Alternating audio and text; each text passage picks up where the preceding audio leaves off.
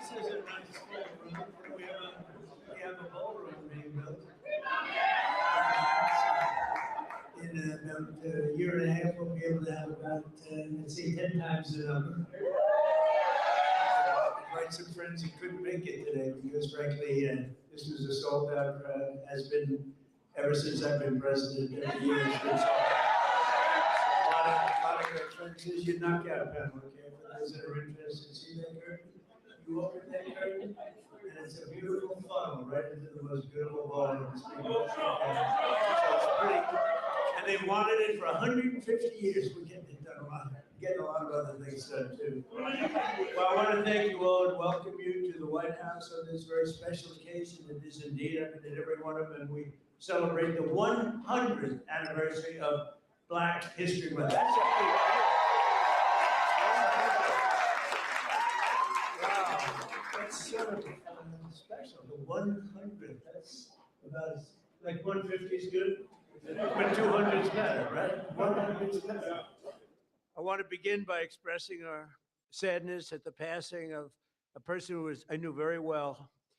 Jesse was a piece of work, I want to tell you. He was a piece of work, but he was a good man.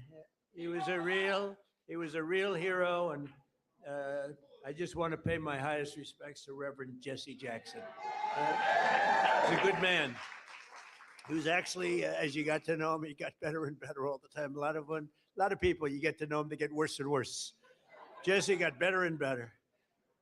But I knew him well long before becoming president, and he really was special with lots of personality, grit, and street smarts. You would say Jesse had serious street smarts, right? A very important ingredient to life, I will tell you. He was gregarious and someone who truly loved people and a force of nature. He was somebody that we're going to greatly miss. And on behalf of everyone here today, I know you join me in sending our condolences to the entire family. Had a great family. We're also honored to be joined this afternoon by many exceptional African-American leaders and patriots, including Secretary Scott Turner, recommended. Where is Scott? Where is Scott? Will you come up here, Scott? He was recommended by somebody who's very special to me, Ben Carson. Ben Carson.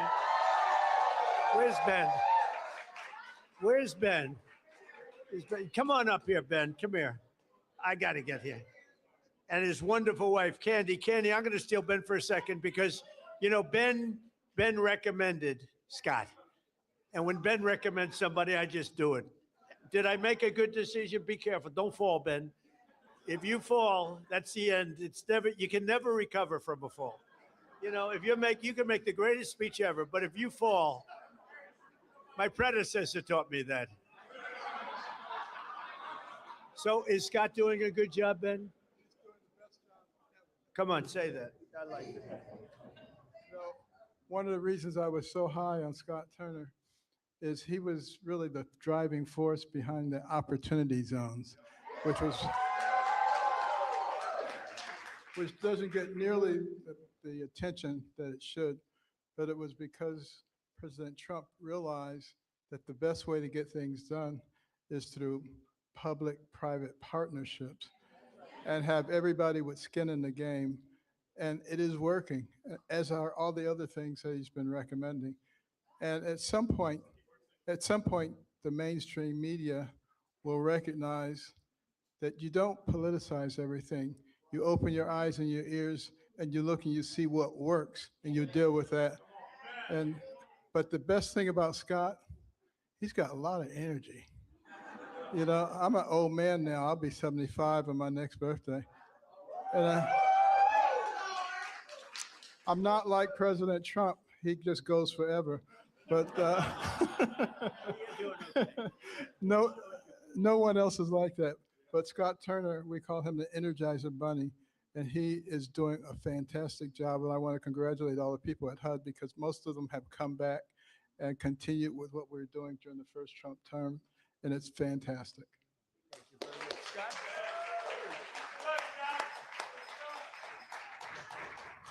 Well, just very briefly, thank you, Mr. President. We are so grateful for your leadership and for your heart for America. And Dr. Carson, who is a tremendous just leader, servant leader, and been a great mentor to me.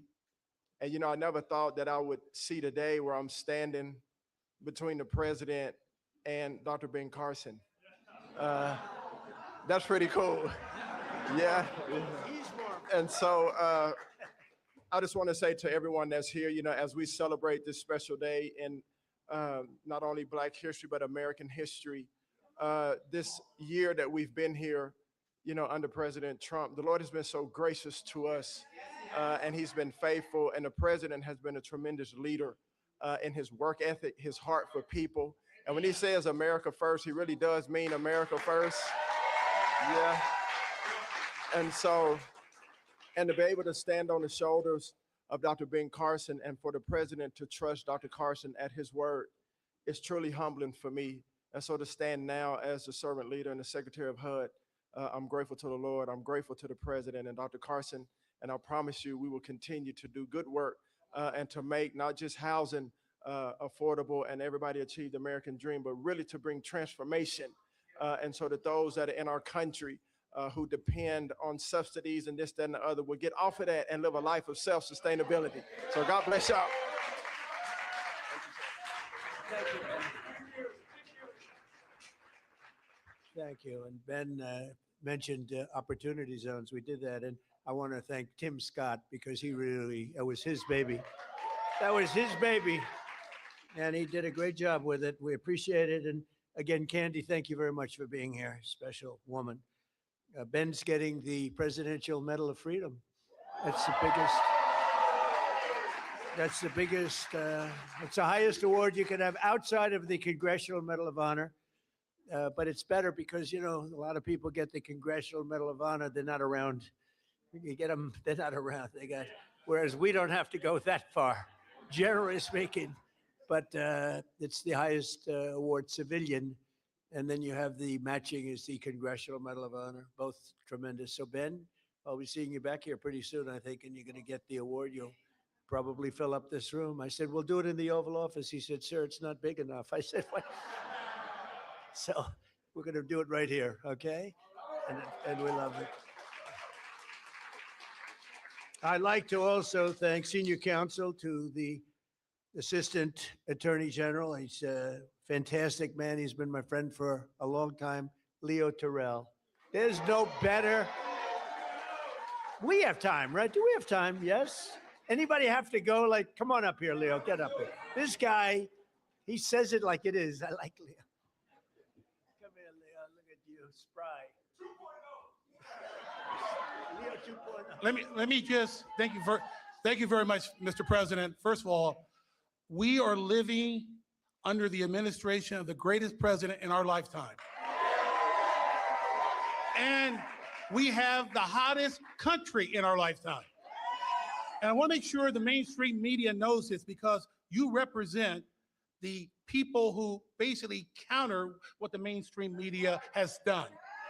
President Trump was the president who fully funded historically Black colleges and universities. President Trump took the lead and performed criminal justice reform. President Trump made sure that we had opportunity zones. Let me close by saying this. This country is at a crossroads, and we have the right president at the right time.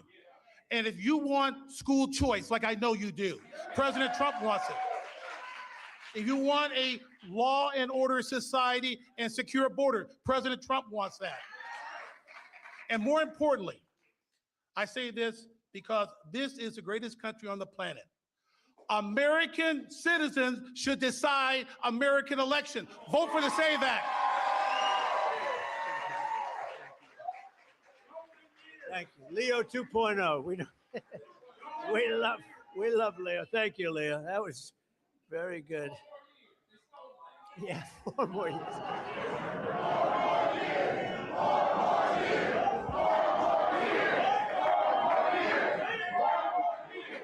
Anyway, so he's a special guy. I watched him on Sean Hannity a long time ago. He used to be a Democrat, you know. Leo was a Democrat. That's a long time ago, right? Can you imagine you were a Democrat? I can't imagine it. You'd see him with Leo 2.0 up in the hat. We love him. He's a great man, actually. General Counsel for the Department of War, Earl Matthews. That's a big deal. Thank you, Earl. Thank you very much. I see Johnny over there with a great book. How is the book doing? Good? What a great person you are. Great book. White House Pardon Czar. This is a big job. This is a big job. Alice Johnson. Alice? Where's Alice? What a sweetheart.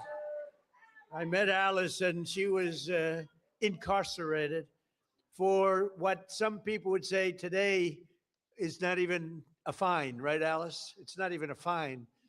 And I said, how long has she been in jail? 22 years. I said, 22 years.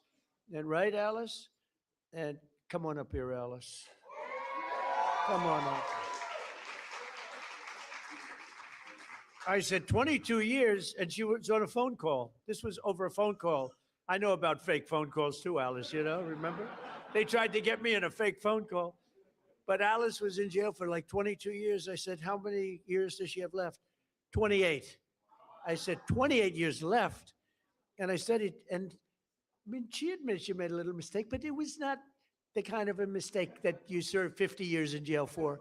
Like maybe a couple of months, maybe less than that. And I said, this is the most unfair. And then when I met her, I fell in love. I felt my wife was very upset with it. Our great first lady did not like that, Scott. She didn't like it, but Alice is great. And say a couple of words. It was so ridiculous. 22 years, she had 28 left. And I said, let's get her the hell out. And we got her out. We did a commute. And then when I got to know her, she was so high quality. I said, full pardon. So she's cleaner than anybody in this room, even than my friend right here. She's cleaner. Because of that, she's cleaner than anybody in this room. Thank you, Mr. President. The feeling was mutual. I fell in love with this man, with his heart for this country, with his heart to really bring America back, to the form of greatness that it deserved. And that's exactly what he has done. My story is truly a Joseph story. This president right here, President Donald Trump, brought me from the prison pit to the White House. Only in America could there be a story like my story. And President Trump is the only president who would have had the courage to bring someone like me, someone who received a second chance, but who knows more than someone who has sit among the captives, than someone who has been in captivity themselves. I did not get comfortable in my own freedom, but I went back. As Harriet Tubman said she did, she went back to draw many others into freedom. And President Trump has listened to those recommendations. There's so much more to come because when you see me, you see a miracle. You see hope. You see second chances. And you see someone who is willing to roll up their sleeves and do the work, do the hard work to help individuals gain their freedom. President Trump did something historic in his first term. He signed the First Step Act into law. And for that, over 40,000, and that number is low, over 40,000 individuals have come home to their families early. And you know, many of those were Black Americans who had no hope. This president right here, as you look out upon this sea of Black Americans, this president hears you. This president cares for you. Don't let anyone tell you that this president right here, Donald Trump, is not for Black America, because he is. I'm standing here today. I'm standing here today as a testament to how he feels about Black Americans. There has never been a position like this. I don't know if there ever will be before, but I worked with him in his first term, and I'm proud to now officially have the title to make it happen. Let's get real with the realness. Let's get behind President Trump, who truly has turned our nation around and made us the envy of every country in the world. Thank you, Mr. President, and thank you, God, for recognizing and raising up this man to be the leader of the free world. I love you.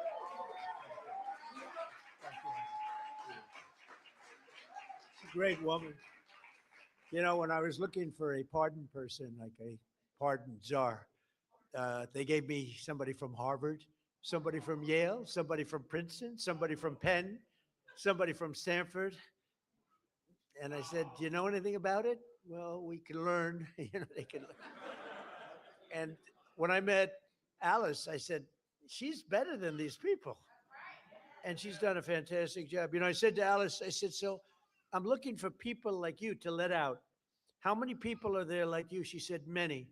I said, many in jail. Think of it, 22 years she was in jail, and she had 28 years to go on a phone call. You admit you did a little something wrong, right?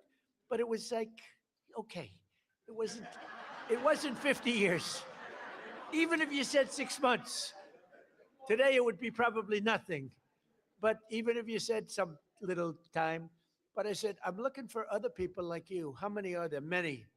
Then I was worried I said, well, maybe she's going to say everybody should be let out. We're not a believer in that. I said, so Alice, are there people that shouldn't be? You met a lot of people, right? Are there people that shouldn't be let out? Absolutely. Then I felt better because there's some bad ones in there too, right? But you are fantastic, and you've been great and so respected all over the country, all over the world. In a sense, you've become a very big story. Thank you very much, Alice. I appreciate it. And we have Lynn Patton. Lynn, thank you. You've been such a help. And Kelly Mitchell, thank you, Kelly. Thank you. Where's Kelly? Thank you, Kelly. And we have Dr. Alveda King. Thank you, darling. Thank you. You've been with me from day one, right? From day one, she's been there. She's been fighting for me, and I fight for her. I don't have to do too much fighting for her. She takes care of herself. Thank you. Thank you. We can say Merry Christmas is right. Thank you. Thank you for all that support for years, right? Even before Alice, a long time, years before Alice, right? Thank you, darling. Corinne Rankin, thank you very much.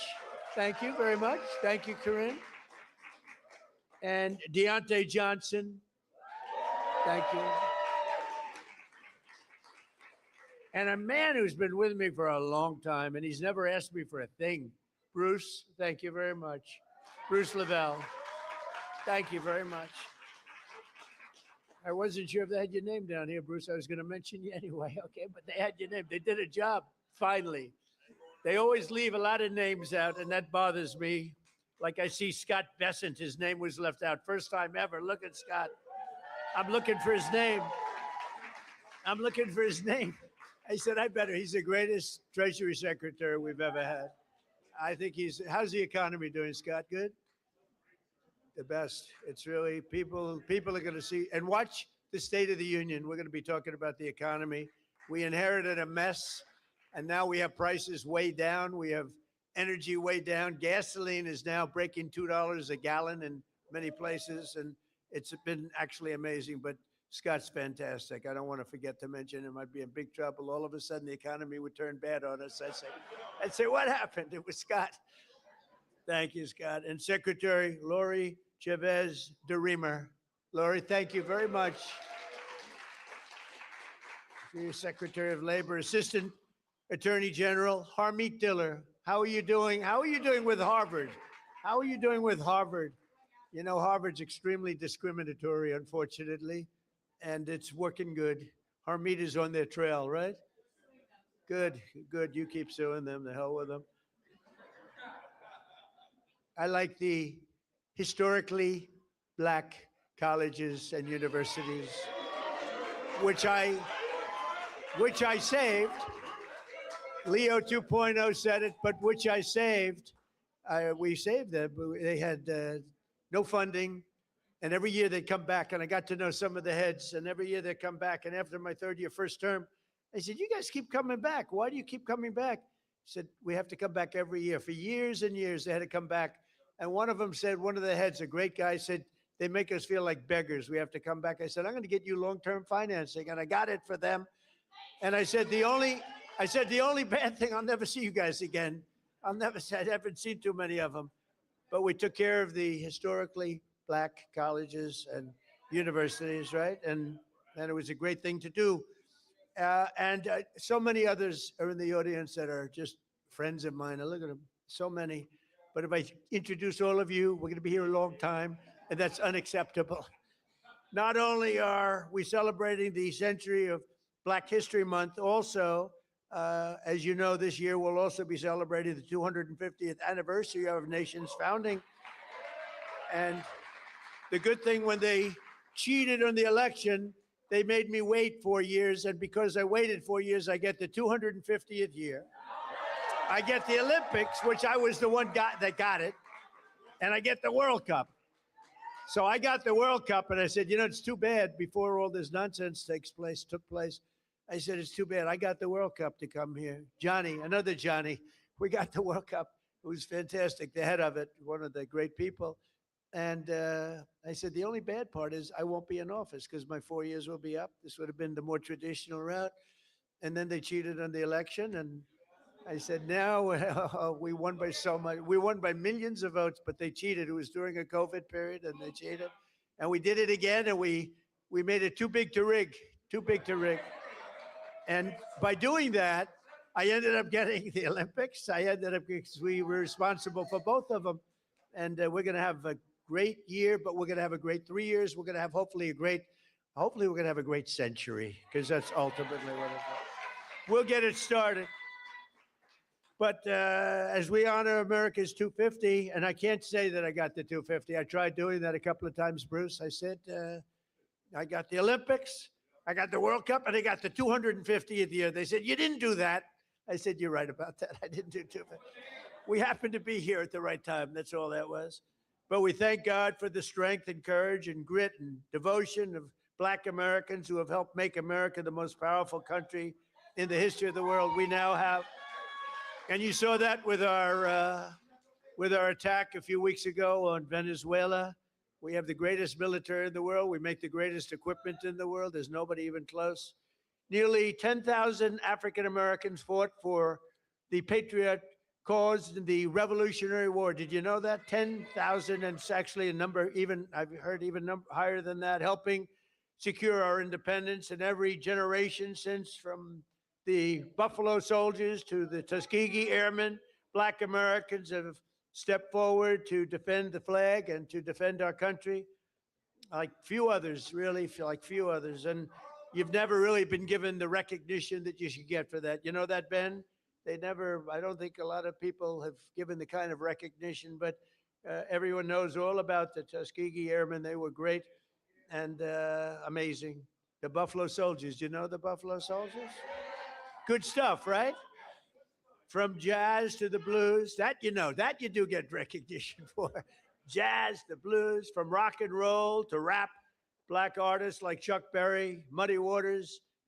How about Nicki Minaj? Do we love Nicki Minaj? Right? I love Nicki Minaj. She was here a couple of weeks ago. She's so beautiful. Her skin's so beautiful. I said, Nicki is so beautiful. Her nails are like that long. I said, Nicki, are they real? She said, she didn't want to get into that. But she was so beautiful and so great. And she gets it, you know, more importantly, frankly, she gets it. But black leaders from Frederick Douglass to Martin Luther King, right? Little relative over here, have made our country freer. And really, what they've really done is made life more just. And black athletes have inspired billions around the globe, from Sugar Ray Robinson, Sugar Ray Leonard also, by the way, great, what a great fighter. Muhammad Ali, who was a friend of mine. I put a picture of myself and Muhammad.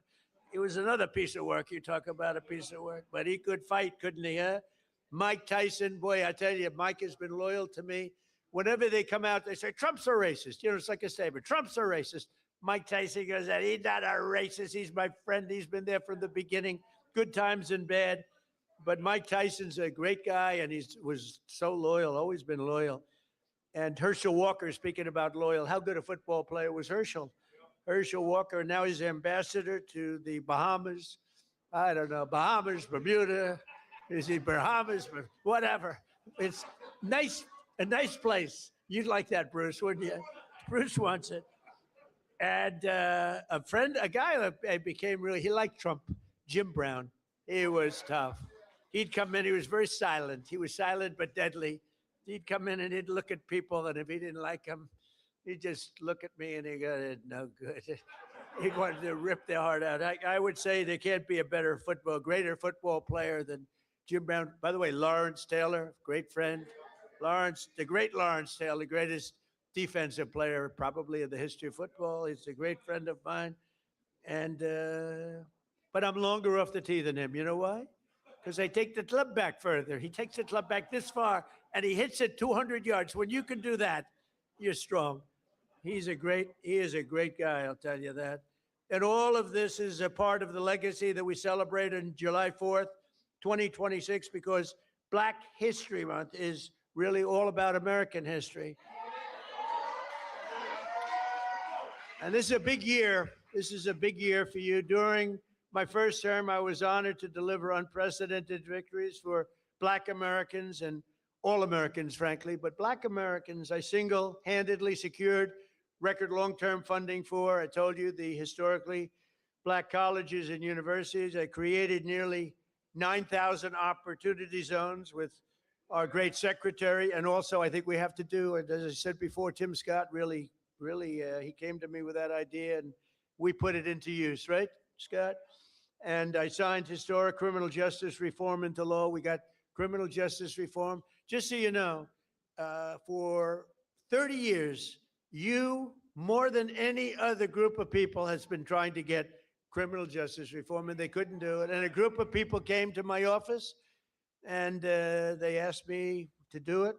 They couldn't get it. They needed 5 conservative votes in the Senate, and conservative was 5 conservative white votes in the Senate. And of the 5, all 5 of them were totally against. And I called them up, and they were great. They were great. And one of them was Senator John Kennedy, to be honest with you. He was not in favor of it. And I spoke to him, and he was 100%. He's a great senator, a great guy. And you know that he was a tremendous help. So we got criminal justice reform done and approved, and nobody thought it could be done. And it's no wonder that in 2024, we won more African-American votes than any Republican presidential candidate in history. And just over 1 year ago, we had a dead country. We were a dead country. Scott just said it. We were dead as a doornail. We had an idiot as a president. We had a man that was not a president. Number one, he didn't win the election. He was not a president. Yeah, right. He was a real beauty, wasn't he? He allowed 25 million people into our country. Many of them should not have been here. And we've done, now we have, by the way, we went from the worst border in history to the best, by far, the best border in history.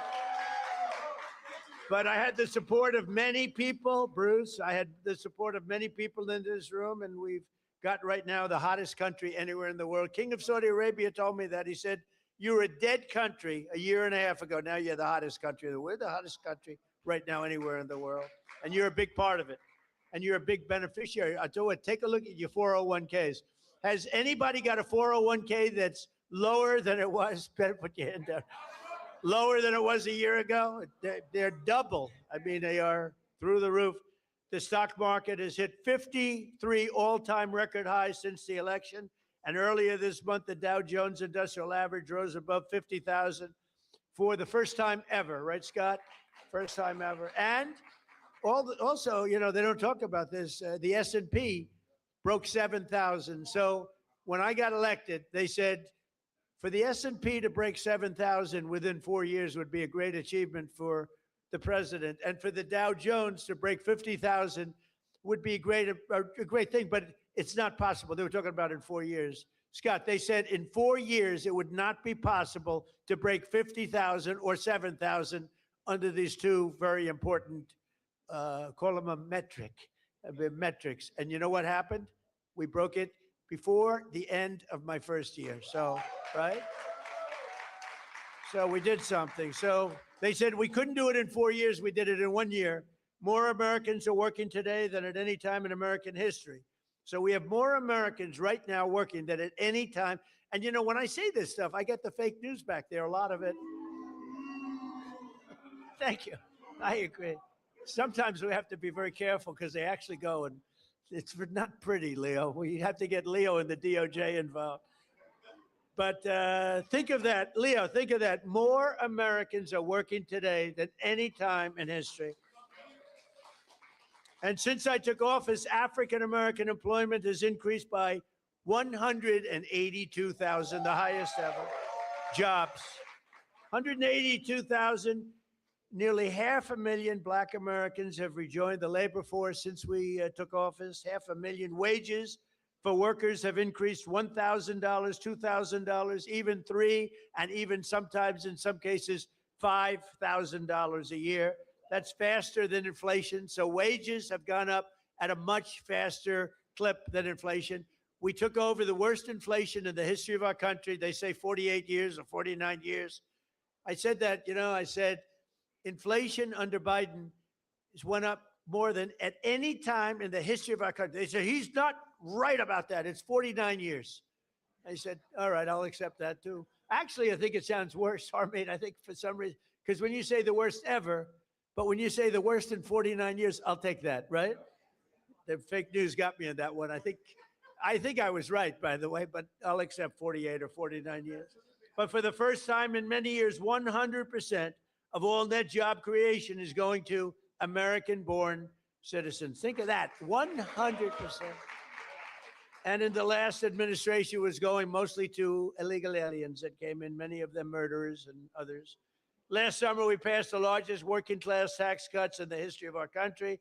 That includes no tax on tips, no tax on overtime, no tax on Social Security for our great seniors, And you're going to see that, it just kicked in on January 1st. You're going to see tremendous results, and they're already seeing it. And I think we're going to have GDPs. We're going to have numbers that nobody's ever seen before, Scott. Joining us this afternoon, and really somebody that is fantastic, Annetta Bradford. In 2019, Annetta and her husband opened an incredibly successful coffee shop in Arkansas named Hebrews 11:1. That's an interesting name. No one thinks that the no tax on tips matters. Well, it does matter, and it mattered a lot to Annetta. And she was able to grow her business just in a short period of time and hired more employees. And she's making a fortune. I'd like you to give some of the people in that room some of that money, Annetta. You should make it a lot. Annetta, come in. Arnetta, come. Where are you? Arnetta, come on up here, Arnetta. Come on up. Hi, darling. Let me move that down. I can't do anything first but say to God be the glory. Amen. I have no business being here other than him having me here. And so, yeah, I'm not going to do it. I'm not going to preach. I'm going to settle myself.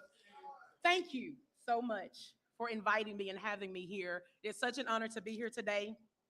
Hebrews 11:1. People ask me all the time, why did I even open a business? Why did I even call it Hebrews 11:1? Hebrews 11:1 is my very favorite scripture. Now faith is the substance of things hoped for and the evidence of things not seen. That scripture has walked with me. It had grown me from a little girl on up. Not having no longer my mother here, no longer having my father here, my husband not having his mother and his father here. We opened Hebrews 11:1 with no funding, no money, no big family investors, no business loans, didn't have great credit. It was us and faith in God. That was 7 years ago. But I ran that business with just myself and one employee. Then here comes no tax on tips. I was able to hire 7 more employees just by what she did. Not only that, I was able to open a second location on our college campus. Things are just going off simply because having now faith. And so I love the fact of that scripture. Now, I say all of that I'm trying to stick to my little written down thing that I wrote. I don't know how to do that so well. But as a small business owner, I understand how critical support is. I understand that you have to have the right people that make the right policies for us as small business owners. So no tax on tips has been an extreme blessing for me and my business. Not just mine, but I know so many people across the country. I know a lot of us don't want to talk about the good part of it. We only want to share the negative, but I'm here today to tell you you've done a great thing. Thank you for just loving on us and showing us that even in small town Hope, Arkansas, and I have got to say this, I have the best governor in the world. I don't only just call Sarah my friend, I call her my sister. And so that's why I am here today to just tell you that no tax on tips has been an amazing blessing for me. President Trump has been an amazing blessing for me. And at the end of the day, Jesus has been an amazing blessing for me. I love you guys and thank you so much because I am a youth pastor, but I will not preach on today. I love y'all. Thank you so much. Thank you. Good job, huh? So thank you very much, Arnetta. And we can't provide opportunity for the next generation if we do not also have a thing called law and order. We need law and order. You know, Washington, D.C. is amazing. It was a crime capital. It was a horror show. A year ago, it was really dangerous, and now it's one of the safest cities anywhere in the country. And we're in Memphis, Tennessee now, where it's like a different world. In 4 months, we've made it safe. We're in Louisiana, as you know, or lots of other places, and we have the lowest crime numbers that we've had in many years. We have the lowest murder numbers in 125 years, since 1900. And that's despite the fact that a lot of people are here, but those people have been taken out. Lots of them have been taken out. That's why we stopped the invasion at the southern border. And just 1 year ago, and think of this, 1 year ago, we had the absolute worst border that we've ever had, and now we have the safest border that we've ever had. So it's going to be really something. 125 years ago, that's before my father was born. I had a wonderful father, but that was before. So we have murders are down from 125 years. We had the best numbers when you think about it. That's pretty incredible. And those numbers are made up by Democrats. Can you believe it? They don't want to give me those numbers. They can add a couple of people here and there. But I've also deployed the National Guard to bring back safety to Memphis and to New Orleans and Washington. And the National Guard has been incredible, and people are safe. In the case of Washington, the restaurants were all closing up. People were getting really badly hurt and killed, frankly, many people killed. And now you can walk down the street and you have nothing to fear. We have one of the safest cities in the world, and it happened very fast, Bruce. One of those who knows the importance of this mission is Felicia Cook, a lifelong Washingtonian who tragically lost her grandson to violence in 2017. Felicia, we're so sorry, and you are a spectacular person. If you could say a few words, please. Thank you very much. Yes, come on in. Oh, yeah. Oh, help her up. We don't want any mistakes. Come on in. Thank you. Yes, you can. Thank you. So nice. I like her. Please. I like him too. One thing I like about him, he keeps it real, just like Grandma. I appreciate that because I can trust him because he tells exactly how he feels and what he thinks. Thank God for this president. I am filled, my cup runneth over. Because he allowed his constituents, his people to come to my house to interview me, to talk about the murder of my grandson. It seemed like nobody cared. I'm an advocate for murder. I marched, I rallied, I pulled out other families in the District of Columbia that had murders and did not have answers. Ooh. We marched and we rallied, and nobody heard me, Democrats. Get mad at me. Until this Republican sent his constituents, his people out there to interview me in my home. Have you ever heard of a thing? Then they invited me twice before Congress to testify for the beautiful bill that's going to change crime in the district. If you kill somebody, okay, you take a life, you do life. Just that simple. If you do a harsh crime, you do harsh time. Just that simple. And then we need National Guard, and which we did years ago. He brought it on. I love him. I don't want to hear nothing you got to say about that racist stuff. And don't be looking at me on the news, hating on me because I'm standing up for somebody that deserves to be standing up for. Get off the man's back. Let him do his job. He's doing the right thing. Back up off of him. And Grandma said it.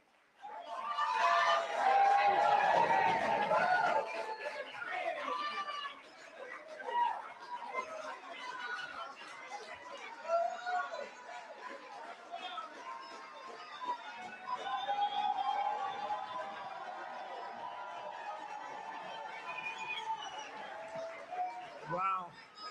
That's pretty good. When is she running for office? Felicia, when are you running for office, please? You have my endorsement. You have my endorsement, Felicia. Thank you, darling. That's great. What a great, and it's from the heart. Your little baby, right, was just so horribly taken from you.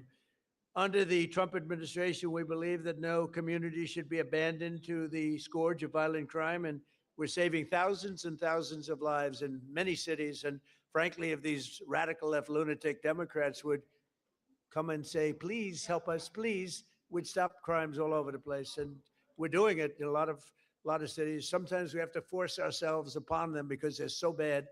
And I don't even think they realize what's happening to their cities and their towns. But every town that we go in, every city that we go in, like Washington, Felicia, you feel much safer now, totally safe. You can walk to a restaurant. The restaurants were all closing. Now you can't get a restaurant.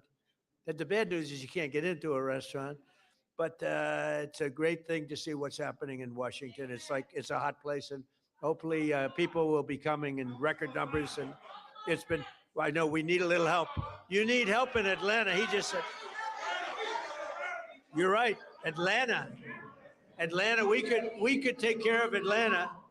I'll tell you what, you ought to get them to call me. We could take care of Atlanta so fast.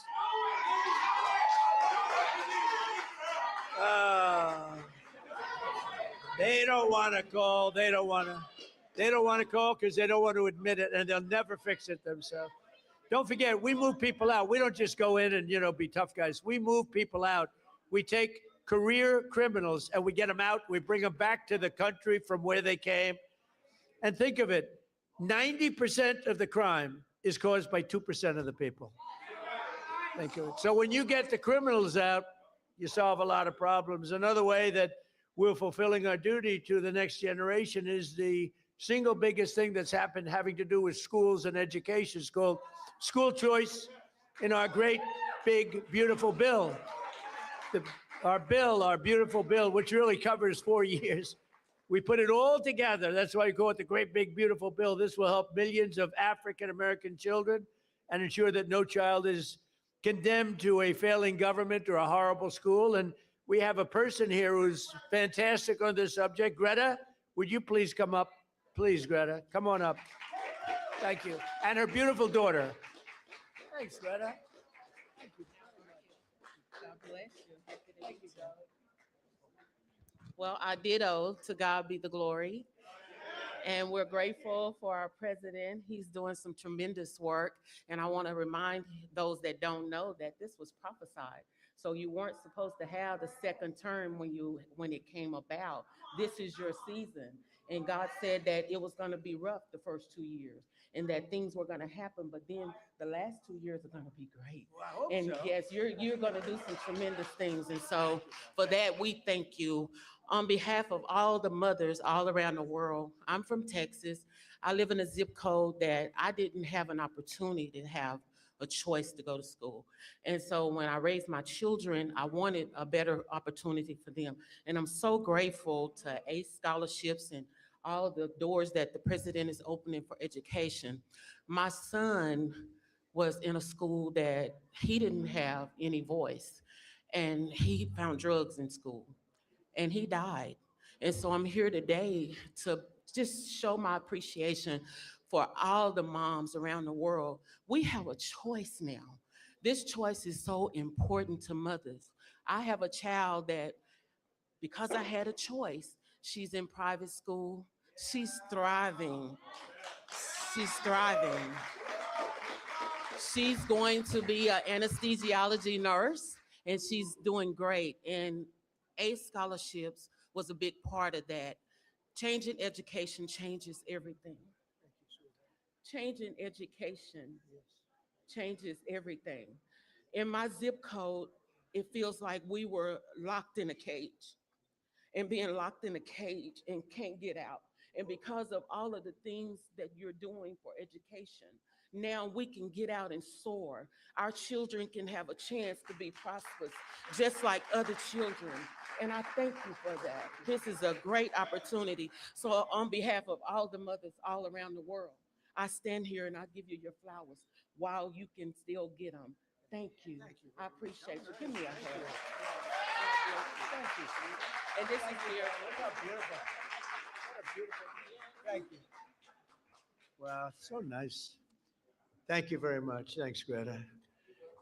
So we're calling it end, and I just want to say this is an honor to be here. We celebrate Black History Month. We honor the memory of those who came before us by continuing their legacy and fighting for an American that's really an America that's safe and strong and prosperous. We now have a country that's bigger, better, greater than ever before. I want to thank all my secretaries and all of the people that came here. Our military leaders are here. We have a lot of people that are here, and I want to thank you all. But this is a very special group of people. So happy Black History Month, happy Black History Year, and happy Black History Century. Thank you all. Thank you, Bruce. Thank you. Thank you very much, everybody.